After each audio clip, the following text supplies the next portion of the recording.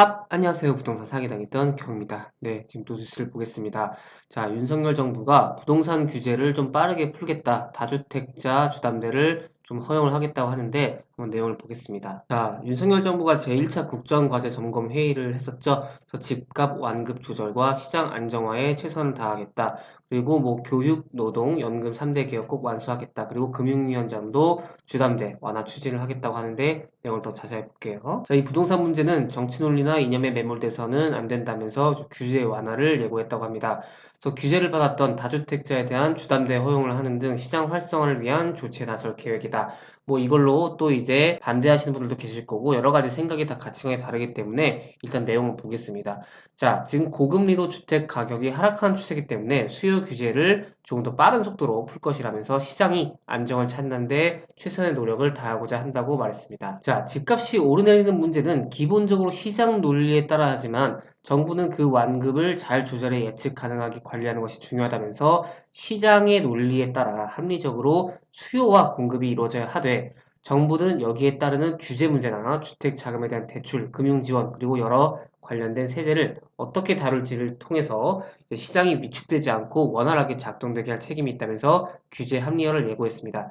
자, 사실 시장의 논리라고 하는 것은 수요와 공급에 따라서 당연히 이게 가격이 결정되기 때문이겠죠. 시장 친화적으로 좀 더 정책을 펼칠 거란 얘기겠죠. 그래서 다주택자와 임대사업자가 주담대를 이용할 수 있도록 추진하겠다고 이 금융위원장이 얘기를 했고요. 앞서 문재인 정부는 2018년 9월 집값 상승의 원인을 다주택자의 투기로 규정을 했었어요. 그래서 사실 그때 기사도 많이 나왔었고 다주택자들이 이제 너무 투기를 했다. 갭 투자해가지고 집값이 많이 올랐다. 어느 정도 그 부분도 맞지만 사실 뭐 며칠 전 빌라왕 같은 그런 사람들의 투기로 안 좋은 것도 있지만 근데 이제 모든 다주택자를 이렇게 투기로 조금 모는 경향도 있었습니다. 근데 뭐 이거 여러분들 생각이 다 다를 수 있으니까요. 또 다주택자들이 주담대를 받지 못하도록 규제를 했어요. 그래서 윤석열 정부 출범 이후 가파른 금리 상승이 또 겹치면서 부동산 경기가 급냉하자 금융위는 올 11월 15억 원 이상 아파트 주담대 규제를 풀었죠. 그래서 그럼에도 불구하고 지금 부동산 시장 경착륙 우려가 좀처럼 가라앉지 않자 이번에 다주택자에 대한 주담대 규제도 풀겠다는 방침을 밝힌 것이라고 합니다. 네, 그래서 지금 이번에도 또 한 번 이 규제 완화에 대한 얘기가 나왔고 점점 더 이렇게 규제 완화를 할 것이고 사실 뭐 떨어진더라도 여러분들이 생각하시는 가격이 아직 비싸다, 금리도 높은데 굳이 왜 집을 사냐 하시는 분들도 계실 거고